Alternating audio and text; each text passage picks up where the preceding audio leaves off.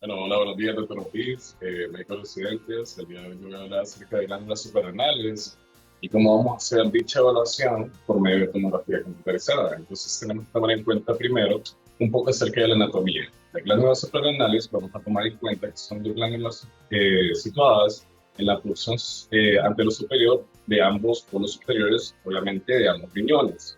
Vamos a tomar en cuenta que va a tener una división posterior, son de suma importancia en el sentido de que se va a dividir tanto en una corteza suprarrenal como una médula suprarrenal. Tenemos que tomar en cuenta que existen diferentes hormonas entre otro tipo de secreciones, sobre todo a nivel de la corteza, donde tenemos que tomar en cuenta que va a haber una secreción de mineralocorticoides, tomamos en cuenta las partes de la glándula suprarrenal. Vamos a tener también glucocorticoides y andrógenos. Entre otras de las situaciones que tenemos que tomar en cuenta es que las médulas suprarrenales van a ser las encargadas de la secreción de catecolaminas, es decir, la adrenalina, noradrenalina y dopamina. Entre otros aspectos a considerar, tenemos que tomar en cuenta que las glándulas suprarrenales van a estar irrigadas por las arterias suprarrenales superior, media e inferior, y tomamos en cuenta asimismo que la inervación va a estar cedida por el sistema nervioso autónomo. Entonces, ¿qué es lo que pasa? A nivel de la corteza suprarrenal, bueno, de la médula suprarrenal, tenemos que tomar en cuenta que existe una gran variedad de células cromafines que van a tener como principal función regular varios componentes del metabolismo. Aparte de esto, lo que ya había mencionado anteriormente, la producción de mineralocorticoides y glucocorticoides, que va a incluir tanto la aldosterona como el cortisol. Entonces también tenemos que tomar en cuenta lo de las hormonas sexuales, tanto femeninas como masculinas. Asimismo, la corteza va a tener una subdivisión. Tenemos que tomar un poco de recordatorio de esto, que vamos a tomar tres zonas principalmente. Vamos a tener la zona glomerular, donde se producirá principalmente la aldosterona, la zona fascicular, en donde principalmente se va a producir cortisol, cerca de un 95% aproximadamente, y la zona reticular, en donde vamos a tener una producción de andrógenos, como ser la testosterona. También tenemos que tomar en cuenta ciertos términos y generalidades que son muy importantes en estos casos. Por lo general, estos pacientes, cuando se presentan, no es realmente por una sospecha directa de alguna alteración a nivel de las glándulas suprarrenales, sino que básicamente tenemos que tomar en cuenta que gran parte de estos pacientes van por otra causa, o sea, por una causa neoplásica, metabólica, algún tipo de dolor agudo, etcétera, etcétera, que nos dé como resultado el realizar una tomografía abdominal. Entonces, ¿qué es lo que ocurre? Por lo general, estas lesiones van a considerarse que son comunes. Muchas de estas lesiones se van a descubrir de manera incidental y van a tener esa denominación de incidentaloma. Entonces, ¿qué es lo que ocurre? Una definición básica de incidentaloma suprarrenal va a ser aquella en que consiste de la definición de una masa mayor de 1 centímetro que va a detectarse en una imagen no realizada por una sospecha directa de una enfermedad suprarrenal. Es decir, otra causa, pero de manera incidental yo veo que hay alteraciones de la región suprarrenal. Entonces, ¿qué es lo que ocurre? Por lo general, la mayoría de estos incidentalomas van a ser de características benignas. Pero tomamos en cuenta algo.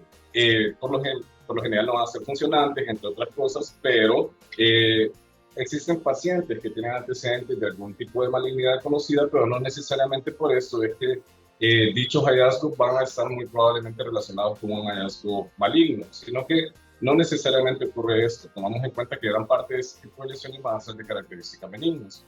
Y por lo general, si vamos a ciertas estadísticas, tomamos en cuenta que los incidentalomas se van a presentar hasta un 3% de las tomografías abdominales y dependiendo con la edad que va escalando un poco, es decir, estos pacientes de edad avanzada se puede llegar a identificar hasta un 10% de estos.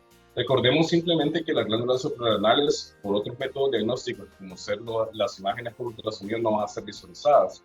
Solamente tenemos estas excepciones en los pacientes recién nacidos, en donde todavía se pueden llegar a visualizar este tipo de glándulas suprarrenales, o definitivamente el paciente que ya tiene algún tipo de lesión en la glándula suprarrenal que hace que esta lesión abarque un espacio considerable que ya puede ser visualizado por medio de imágenes diagnósticas de ultrasonido. Entonces, haciendo énfasis en esta situación, vamos a hablar un poco acerca de la tomografía. Entonces, obviamente, la tomografía va a llevar su dicho protocolo. Pero, ¿qué es lo que ocurre? Nosotros vamos a hacer la tomografía posteriormente en estos pacientes que identificamos o captamos, pero ya definitivamente con un protocolo más específico para glándulas suprarrenales. Es decir, vamos a caracterizar este tipo de lesiones. Entonces, ¿qué es lo que ocurre? Como en todas las situaciones, tenemos que tomar en cuenta que existe una técnica o protocolo adecuado para este tipo de alteraciones, la cual sería la siguiente. En primer lugar, tenemos que tomar en cuenta la posición del paciente. El paciente se va a encontrar en decúbito supino, generalmente con los brazos sobre la cabeza. Tenemos que tomar en cuenta que el área de exploración va a ser aproximadamente desde la porción comprendida del diafragma hacia las crestas ilíacas. Va a tener una dirección de escaneo cráneo-caudal, y lo más importante en este protocolo, que es lo más interesante considerar, es lo siguiente: cómo vamos a pedir las fases a los diferentes técnicos que nos van a ayudar con este tipo de estudios. En primer lugar, tenemos que tomar en cuenta siempre la realización del scout. Vamos a tener posteriormente una fase simple para identificar ya sea calcificaciones u otro tipo de alteraciones en este tipo de láminas. Recordemos que cuando existen algún tipo de lesiones pueden venir acompañando de diferentes calcificaciones que pueden ser o de características benignas o características malignas. Tenemos que tomar en cuenta también que esta va a ser una serie sin contraste, obviamente. Posteriormente vamos a avanzar hacia una serie de fase venosa portal, en donde el retraso aproximadamente va a ser de 1 minuto a 70 segundos. Y posteriormente vamos a tener una fase tardía que va a valerse por un tiempo aproximado de 15 minutos.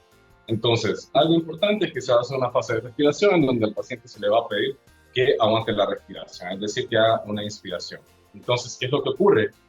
Dicho de otra forma, tenemos un acercamiento sistemático. Entonces, principalmente cuando nosotros tenemos la identificación de una lesión suprarrenal, tenemos que tomar en cuenta lo siguiente: determinar en primer lugar si la lesión tiene características de imagen típicamente benignas o realmente viene a caer a una clasificación indeterminada. Ya vamos a hablar un poquito más acerca de eso un poquito más adelante. Entonces, ¿qué es lo que ocurre? Si es un hallazgo indeterminado, vamos a hacer tanto una tomografía de lavado o una resonancia para ver si este adenoma o esta lesión específica va a ser pobre o va a ser rica en lípidos, porque dependiendo de esto va a ser la conducta posterior. Y si no es un adenoma, entonces elegir en cuanto a los diferentes seguimientos que por lo general van a culminar en un PET-CT, en una biopsia o una resección. Ya vamos a ver de qué depende este tipo de factores, porque no es lo mismo encontrar un hallazgo sospechoso en un paciente que no tiene antecedentes de cáncer que encontrarlo en un paciente que probablemente ya tiene de base una alteración cancerígena. Entonces, ¿qué es lo que ocurre? Para esto tenemos diferentes protocolos. Entonces voy a comenzar con este, el cual me parece muy interesante. Cuando nosotros encontramos una masa incidental mayor de 1 centímetro, que por lo general va a ser típicamente benigna, podemos observar que estos pueden llegar a ser determinados o subclasificados en adenomas ricos en lípidos, que van a tener por lo general una densidad menor de 10 UH, un mielolipoma, que va a tener grasa macroscópica, un quiste, la típica lesión benigna, en donde vamos a encontrar lipodensidad con interior densidad líquido, una densidad líquida que no va a tener ningún tipo de realce, o incluso una lesión que nos presente calcificaciones de tipo benignas, las cuales pueden ser gruesas, pueden ser curvilíneas o pueden ser septadas. Entonces, ¿qué es lo que ocurre? Tenemos que tomar en cuenta también otro aspecto. Cuando nosotros ya tenemos lesiones indeterminadas, son todas aquellas lesiones que miden aproximadamente de 1 a 4 centímetros.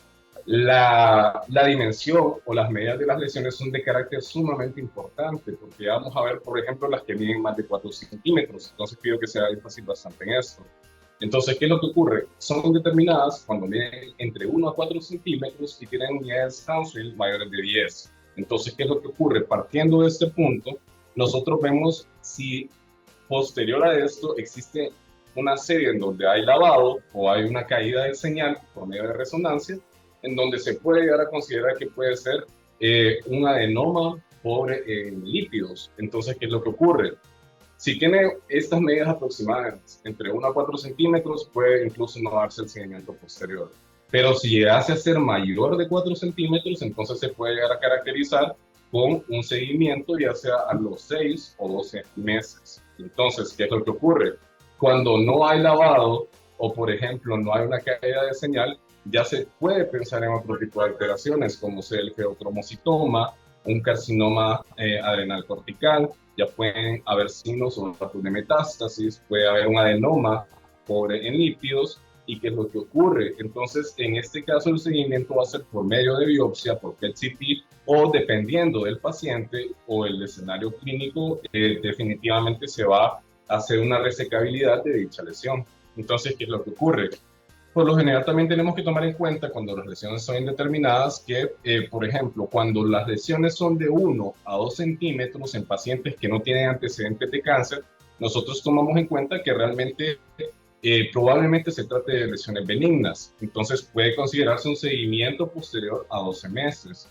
Asimismo, en todas las demás lesiones indeterminadas podemos llegar a considerar que se tiene que realizar la tomografía computarizada o la resonancia para diagnosticar básicamente los adenomas pobres en lípidos. Entonces, ¿qué es lo que ocurre?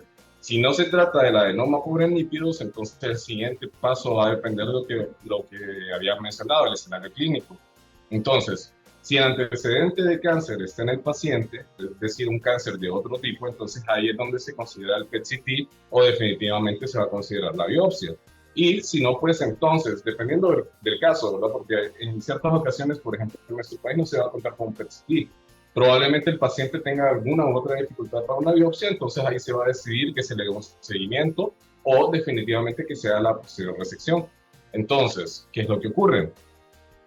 Ya cuando nosotros tenemos lesiones indeterminadas mayores o iguales a 4 centímetros, podemos hacer lo siguiente. Si el paciente no tiene antecedentes de cáncer, entonces hay que considerar directamente la resección por la posibilidad de que se trate realmente de un carcinoma adenocortical. Es decir, no vamos a realizar una biopsia previa, sino que vamos a ir directamente a un criterio de resectabilidad. Pero, ¿qué es lo que ocurre? Si el paciente tiene antecedentes de cáncer, entonces probablemente se va a decidir más hacia una biopsia o se va a decidir a la realización del PET-CT. Entonces, vamos a analizar a continuación las siguientes posibilidades. Entonces, tomamos en cuenta que si tenemos dicho incidentaloma suprarrenal, vamos a dar seguimiento de los siguientes pasos. Entonces, si la lesión tiene características de imagen típicamente benignas, no va a ocupar un seguimiento, pero esto va a incluir lesiones que muestran estabilidad a largo plazo en comparación con imágenes anteriores. Entonces, es de aquí una de las grandes importancias de los seguimientos. Si la lesión es indeterminada, ya lo habíamos comentado anteriormente, solo que aquí está un poco más resumido por cualquier cosa. Esto no va a hacer tanto énfasis. Y si la lesión es indeterminada y mayor de 4 centímetros de diámetro, lo que ya había comentado anteriormente, ¿verdad? Entonces, haciendo un poquito más de énfasis en las diferentes subclasificaciones, tomamos en cuenta cuando las masas incidentales son mayores de 1 centímetro. Entonces, por ejemplo, podemos observar la siguiente imagen en donde se trata de un adenoma. Podemos observar que tenemos imágenes hipodensas, redondeadas, bien definidas, que básicamente tienen, en la primera imagen podemos observar un adenoma, es decir, lo que nos va a caracterizar bastante este tipo de hallazgos son las densidades. La primera imagen de la esquina inferior, perdón, superior izquierda, tenemos una imagen que tiene densidades menores de 10 UH, entonces vamos a considerar que probablemente se trate de un adenoma. Además, el tamaño es lo básico que tenemos que tomar en cuenta también. Probablemente sea mayor de 1 centímetro, pero probablemente no sea mayor de 4 centímetros. Posteriormente tenemos la típica imagen,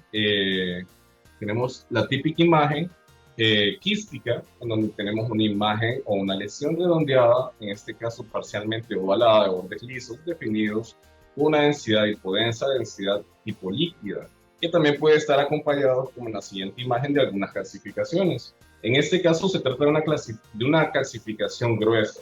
Esta calcificación entra dentro de los hallazgos benignos, entonces podemos llegar a decir que se trata de un hallazgo o una lesión suprarrenal benigna. Ya posteriormente podemos encontrar otro tipo de hallazgos en donde tenemos densidad de grasas, por ejemplo en esta situación tenemos tanto presencia de grasa como calcificaciones que va más de la mano para un mielolipoma. También podemos observar cuando son observados de una manera en que la grasa se mira un tanto más gruesa, pero también hace énfasis en un mielolipoma, perdón, y también el típico quiste con septos como calcificaciones. Tenemos las calcificaciones gruesas y las calcificaciones septales que van más de la mano para hallazgos benignos. Entonces, ¿qué es lo que ocurre? Si vamos a hablar un poquito de adenomas, tenemos que tomar en cuenta que aproximadamente el 70% de estos va a tener un contenido alto de grasa intracelular. Entonces, ¿qué es lo que ocurre? La atenuación posteriormente va a ser baja en la tomografía sin contraste, pero una densidad igual o inferior a 10 UH, unidades Hounsfield, se va a considerar diagnóstica de adenomas ricos en lípidos. Entonces, ¿qué es lo que ocurre? Aquí en esta imagen podemos observar lo que vendría a ser el antecedente de un paciente de 64 años que realmente fue solicitado por una sospecha de aneurisma abdominal. Entonces, ¿qué es lo que ocurre? Se identifica el incidentaloma y en la exploración podemos observar que se trata de una fase arterial, podemos identificar esta lesión suprarrenal que tenía una densidad aproximada de 50 UH. Pero posteriormente, en la tomografía computarizada sin contraste, unos días después de realizar el protocolo para glándulas suprarrenales, podemos observar que realmente la densidad en esta fase simple es de menos 5 UH. Entonces, ¿qué es lo que ocurre? Cuando son inferiores a 10 UH, vuelvo a repetir, lo que se demuestra realmente son adenomas ricos en lípidos. También tenemos que considerar las lesiones benignas, ¿verdad? Hice énfasis en esto porque puede haber diferentes visualizaciones de dichas lesiones. Por ejemplo, las que son calcificaciones benignas se consideran todas aquellas que pueden llegar a estar en relación a calcificaciones redondeadas que son gruesas, que muestran septos o que muestran una distribución hacia la periferia. ¿Y qué es lo que ocurre? Por lo general, cuando vemos este tipo de calcificaciones, podemos hacernos una idea de que se trate de un adenoma, podemos hablar de un mielolipoma, probablemente hay que hacer un poquito de indagación en el paciente a ver si realmente no se trata de un trauma que ha tenido su posterior calcificación a este nivel o de una infección granulomatosa. Asimismo, también tenemos que tomar en cuenta las calcificaciones cuando no son tan benignas. Tenemos que tomar en cuenta, por ejemplo, en la siguiente imagen, las calcificaciones que son puntiformes, que son distróficas e irregulares, no suelen tener este comportamiento, un comportamiento de una lesión benigna, sino que más que todo se podrían ver en lesiones de características malignas como ser un cáncer adrenocortical o metástasis suprarrenales. Otro de los aspectos a tomar también, para avanzar un poco, es cuando tenemos las masas incidentales de mayor de 1 centímetro. Por lo general, muchas lesiones suprarrenales no se pueden diagnosticar con seguridad como adenomas ricos en lípidos o otra entidad benigna, porque la densidad es demasiado alta en la tomografía, sin contraste. Pero lo que pasa también es que podría relacionarse porque hay una tomografía con contraste para empezar, como lo había dicho en el caso anterior. Entonces, ¿qué es lo que ocurre? Tenemos que tomar en cuenta que estas lesiones, cuando van a medir de 1 a 4 centímetros y tienen una densidad Hounsfield, unidades Hounsfield mayores de 10, se van a considerar indeterminadas, y aquí es donde viene la importancia del lavado o que no exista lavado o que hayan caídas de señales en las resonancias. Entonces, vuelvo a hacer un poquito de énfasis.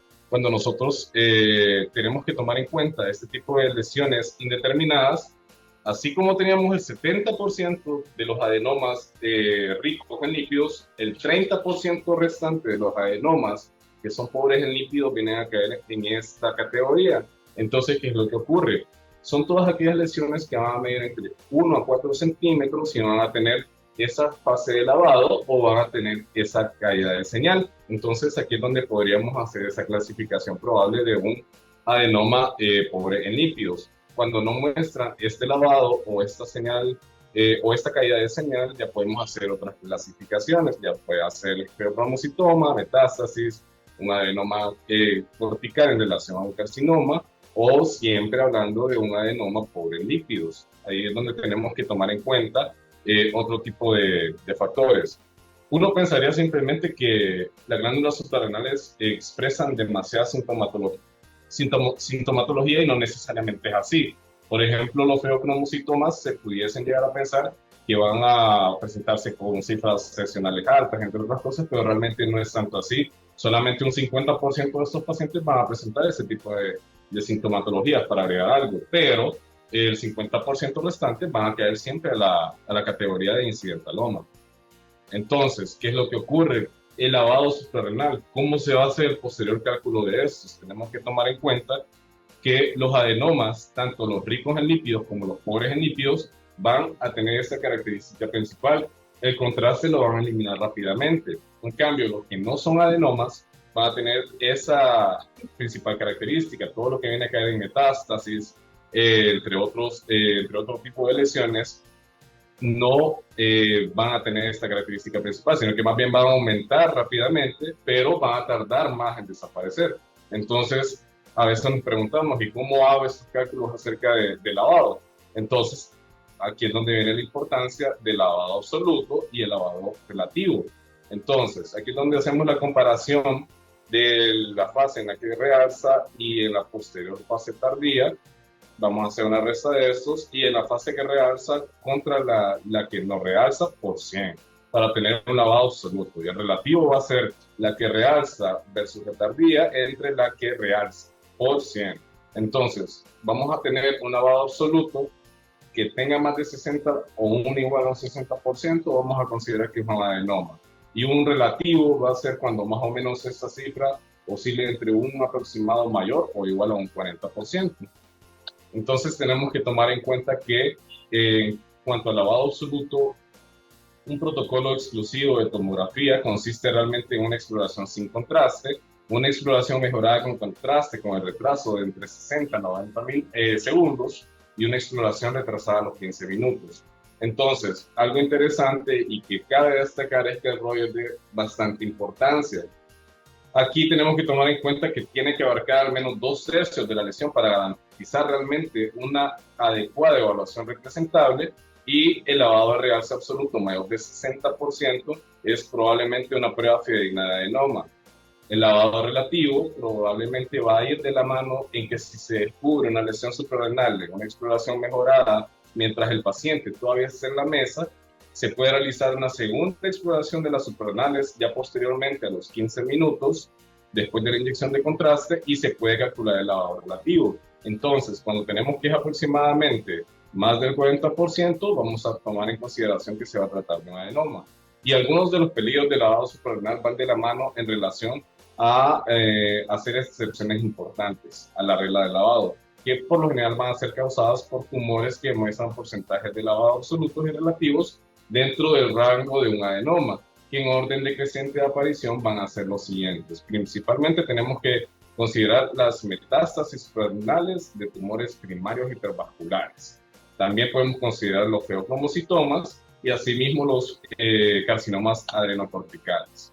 Entonces, para hacer un ejemplo de esto, tomamos lo siguiente. Podemos observar esta tomografía con protocolo de suprarrenales en donde tenemos la fase simple, la fase venosa a los 60 segundos y la fase tardía a los 15 minutos.